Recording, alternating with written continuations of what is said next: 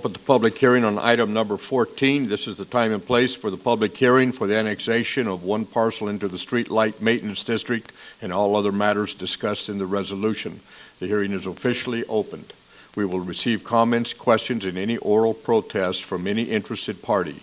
When all comments have been received, the hearing will be closed. City Clerk? Thank you. All notices required by law have been provided. Are there any comments from the public on the proposed annexation, or anyone who wishes to file a written comment or protest? If so, they must file it with the City Clerk at this time. I have no request to speak. Can I move to waive staff presentation? Lorene, one more time. Move to waive staff presentation. Thank you. Is that okay with the council? Yep. Yes, it is. Okay. Sorry, Dennis. The public hearing is hereby closed. Are there any questions, or is there any discussion by members of the council? Hearing none, at this time the City Clerk is directed to tabulate and announce the ballot results.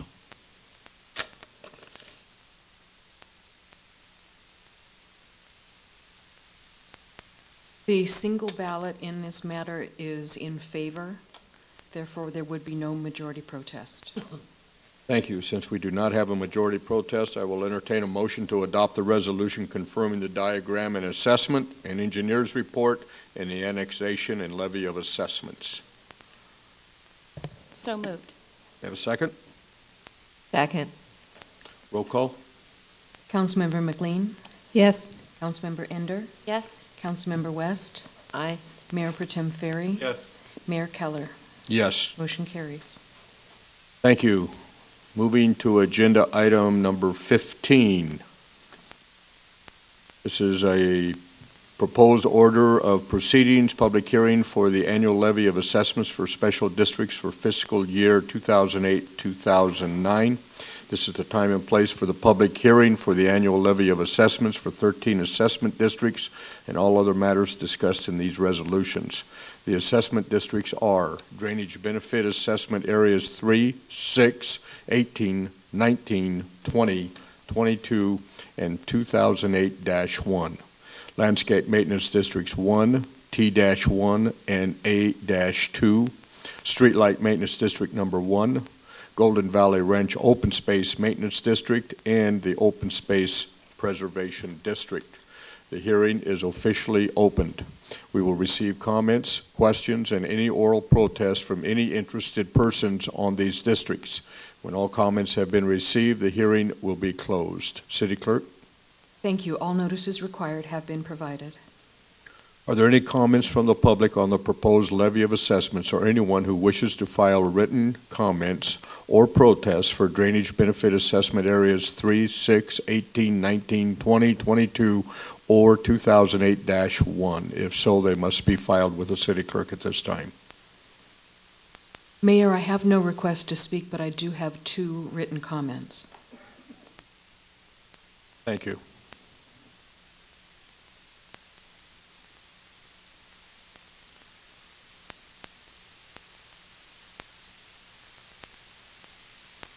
I've got, bear with me one moment.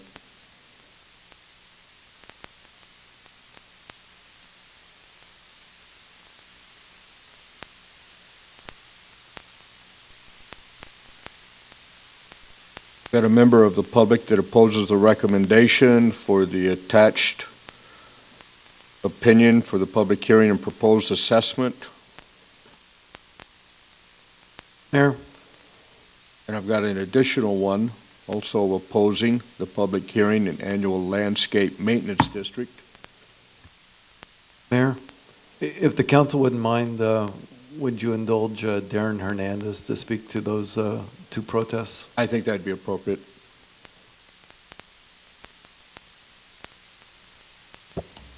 Mayor, Familiar with these items I'm holding? Pardon me, Mayor? Are you familiar with the items that I'm holding? Yes, I am, sir. Go ahead. Mayor, members of the City Council, Darren Hernandez, Department of Administrative Services. The items before you are written protests from that are signed by two individuals. They're both signed by Cam Noltmeyer and Nancy DeLang. One is related to the Landscape Maintenance District, and the other is related to the Open Space Preservation District.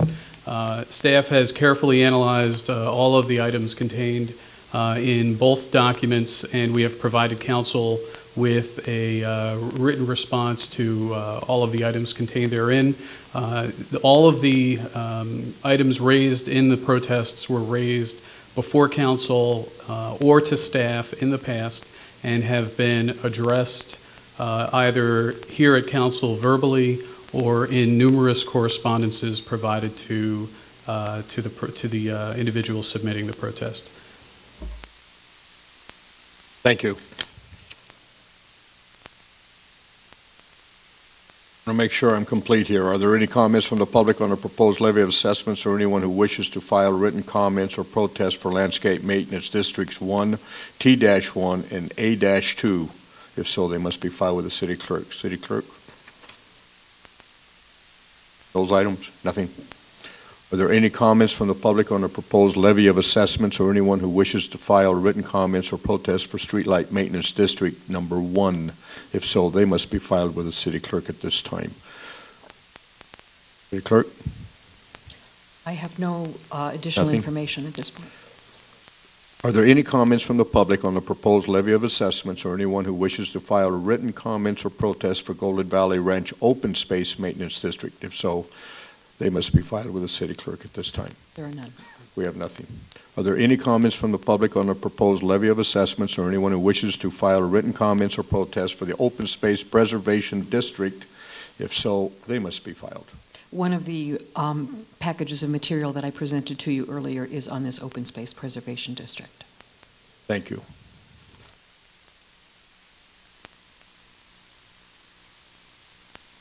Are there any questions, or is there any discussion by the members of the council? Yes, I wanted to speak to the Open Space Preservation District. I think that every year that this $1 raise is proposed, that this should be a separate item for discussion on the City Council. When this was proposed on the ballot, it said that it could go up $1 a year, but not necessarily, and that it depends on the vote of the council. And I would just like to ask what the revenue is going to be for that $1 increase per year, just the $1. Aaron? Darren, about $50,000?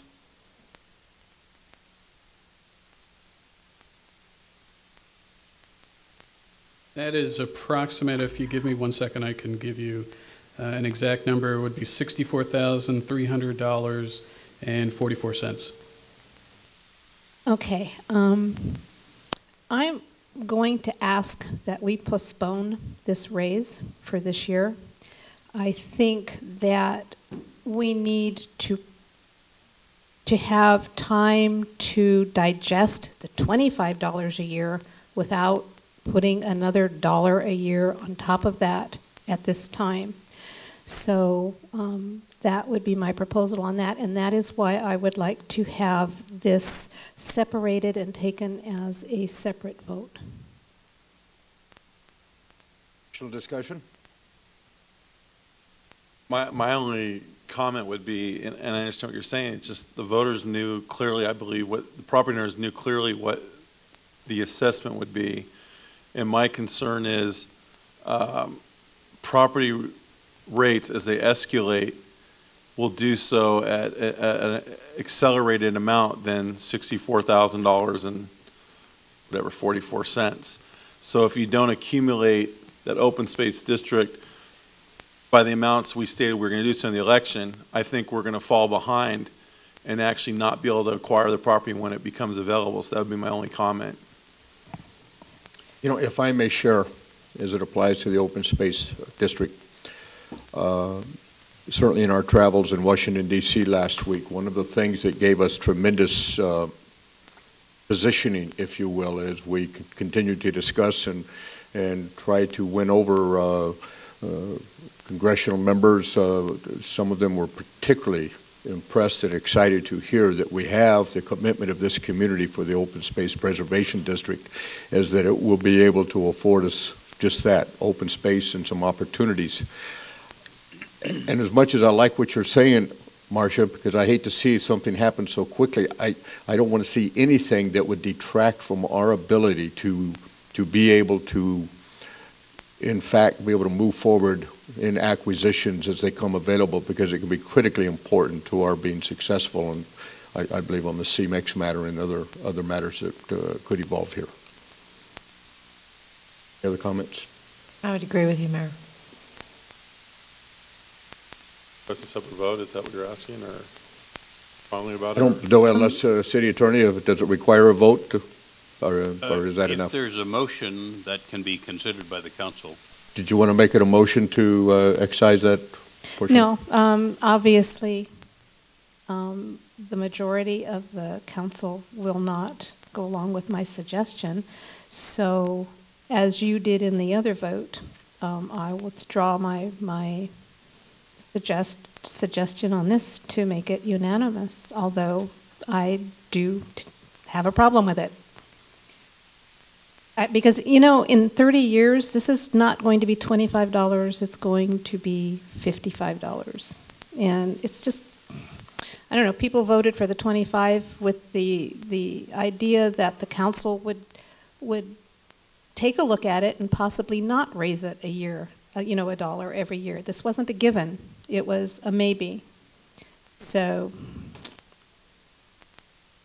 I think you're absolutely right, and I think there could very well be years when we would want to say no. At a time when we're just trying to get this thing up and running, shall we say, I'm not sure that this is perhaps the ideal year.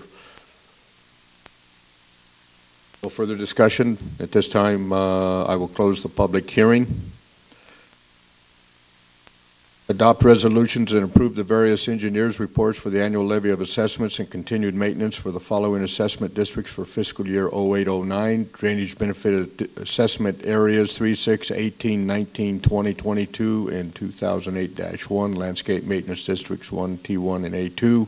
Streetlight maintenance district number 1, Golden Valley Ranch open space maintenance district, and the open space preservation district. Mayor, I just want to clarify one thing. Can I get the council's consensus that in future years this comes as a separate item and not embedded in the rest of it?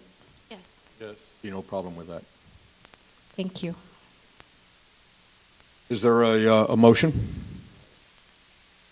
to approve the recommended action? So moved. Second. We have a motion and a second. City Clerk? Councilmember Ender, Yes. Councilmember West, Aye. Mayor Pro Tem Ferry, Yes. Councilmember McLean, Yes. Mayor Keller. Yes. Motion carries. Thank you. We'll move to item number 16 and open the public hearing. This is amendments to the municipal code, including additional regulations for the health and safety code, Title 9, updates to the city's floodplain ordinance, Title 10, additional development standards for the highway code, Title 13, and annual amendments to the unified development code, Title 16 and 17. Patrick Leclerc, I believe you're going to present this item.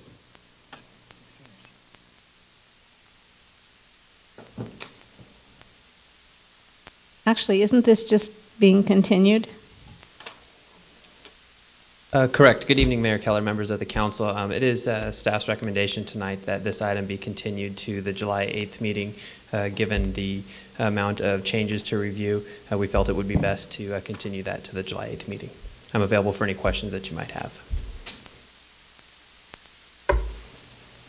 Thank you. We have, if it pleases the council, we have 3 speakers on this item. First speaker is Alan Ferdman, followed by Valerie Thomas, followed by Lynn Plambeck.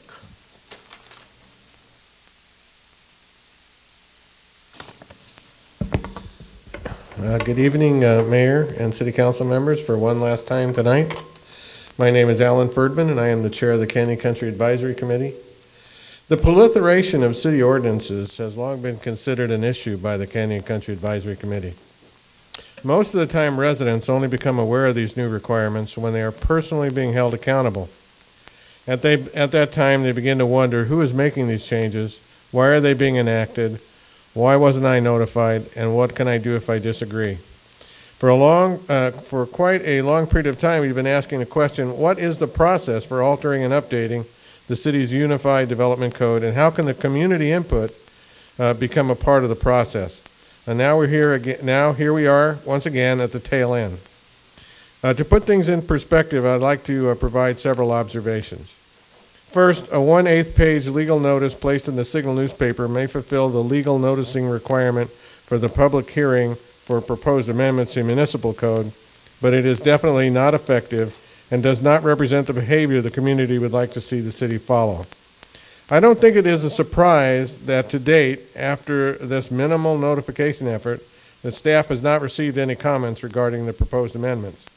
If staff was really concerned about the community's opinion, they would have made a better attempt at outreach. Second, even with effective outreach on May 28th, it is still a long way from the start of the process. At that time, initial decisions have already been made, and the community is only being asked for comment. Contrast this process with the peddler's ordinance we were just speaking about. In that case, staff members made a conscious effort to make the text known, explained the rationale, and requested comment. Why are we using one process for that change and a lighter process for the changes now before us? Today, as you open the public hearing on agenda item 16, I would appreciate if you would share some information about how this public hearing process will work. For example, are you going to hold community meetings? Who do you want comments addressed to? Who should we contact for answers to questions? How will staff respond to questions and comments? And how will we make this process work more effectively in the future? As the city grows larger and larger, the issue of having universal ordinance applicability will become a bigger and bigger problem. But we would like to see the process of changing and altering these requirements improved so that we can better account for neighborhood maturity, diversity, and opinions. Thank you. Thank you. Our next speaker is Valerie Thomas. Good evening again. And I guess I need to clarify something. Evidently, the president of PCPOA, Ben Curtis, has a case of the shies this evening. So I am representing Clarita Canyon Property Owners Association in these comments. We're aware of new FEMA maps that significantly affect Clarita Canyon. And I'm delighted that there is going to be a brief time when we can get some information on that. We'd like to have a meeting with staff and Mayor Keller to know what changes are being considered and figure out how they're going to affect the neighborhoods, specifically in Clarita Canyon and probably in other areas as well. In the last several months, there have been a number of neighborhoods that have appeared before this council, all talking about basically the same things, that staff is not listening. And let's assume that people who come before you are 100% wrong, that staff is listening and listening very well. There still is some level of disconnect that more and more of us feel that our concerns are not being addressed, are not being listened to. And I would urge you, please, let's start to break this cycle before it gets really nasty. I would ask that Mayor Keller join any meeting so that communication may be assisted, and hopefully it can go forward, that things will be pleasant. Thank you very much. Thank you, Val. And our final speaker is Lynn Planbeck.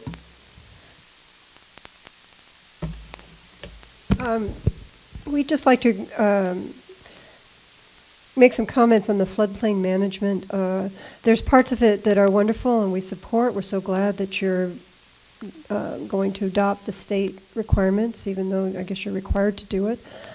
If there are up-to-date flood maps for Clarita Canyon, for Sand Canyon area, for all the areas that are proposed, they should be incorporated in this. I see that the designation for floodplain maps looks like previous maps, and I hope that the new ones won't be excluded. There needs to be an addition that says any new updates are included. I just want to say that we particularly like the part about the way to avoid flood losses is to require the uses of vulnerable floods,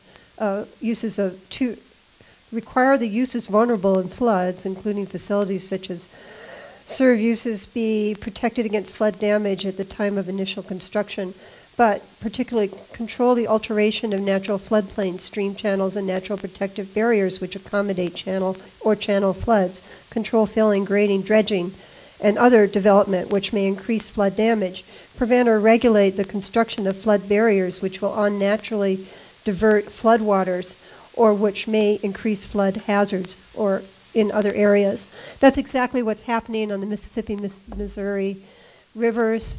And what's amazing to us, this is a diagram that we've used consistently. We use it on river tours, we use it in presentations, we used it at the IRWIMP. This is from 1993. Now, this is exactly the stuff that you folks approve over and over again. This is what happened to the Paradise Trailer Park. This is what will happen east of River Park, where you allowed them to put that monstrosity up on 30 feet of fill. So I am glad to see that we are going to adopt state standards. And in case you can't see, I mean, the only reason that the Cresting River missed downstream cities was, of course, because there were levee breaches that allowed the floodwaters to stretch out and go into cornfields. They ruined the cornfields. But we could avoid this by preserving our floodplains.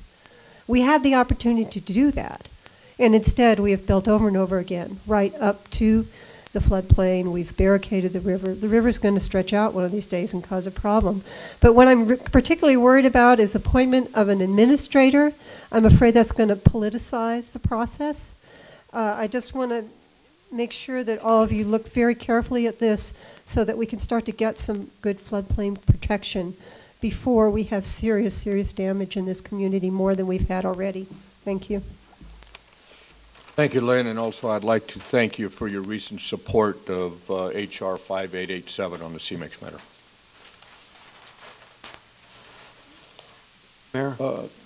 Mayor? Yes, sir. If I could, I wanted to indicate the city had similar concerns that this was going a little too fast, and that's exactly why the recommendation is to continue it.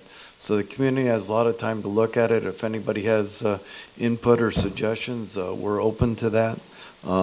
There's really nothing magic about the July 8th date, which is what we're proposing to bring it back to. If the community wants to continue it, that's certainly something the council can consider. There's no time urgency to this. If Ms. Planbeck and the people from Clarita want to take a look at the FEMA maps, we're happy to do that as well. But what we're proposing is to bring it back on July 8th, and then the second reading would come back after the council break, so it would be in either August or September. So there's a lot of time for the community to look at all this information. Well, am I interpreting you correctly? Are you suggesting we just go ahead and bring it back after the council break? No, we'll bring it back for first reading on July 8th, and if it's not ready then, or the community still has more concerns, that's certainly an option.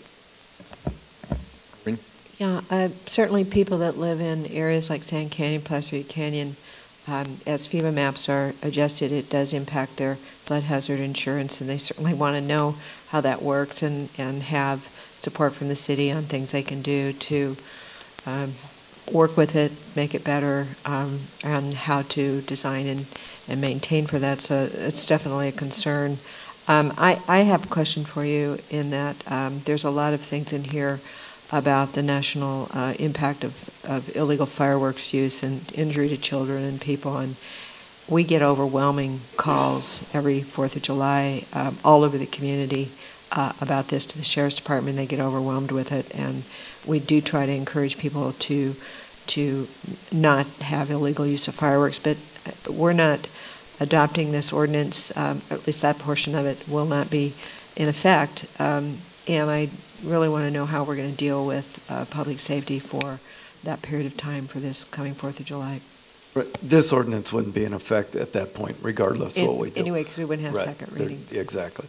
But we've already met with the Sheriff's Department. They have a whole list of neighborhoods that historically have had problems. They're developing a plan to deal with those. We will be doing some public outreach to let people know that that it is illegal, and they will be putting a lot of resources towards that. The difficulty is there's a limited number of police officers, and you can imagine there's a 1 hour period where there's a lot of activity taking place, so they can only be spread so thin. But people should know that they are risking themselves to being arrested for lighting illegal fireworks in the city. Well, it sometimes goes on for a couple days before and a couple days after, and the fire hazard and personal injury is certainly a concern to most neighborhoods. So just wanted to have some clarification. Thank you. Okay, this item is recommended to be continued to July 8th. Does that require a vote of the council? Carl? That's with the hearing open. Yes. Motion to continue with the hearing. Move to continue the hearing to remain open. Second. Roll call.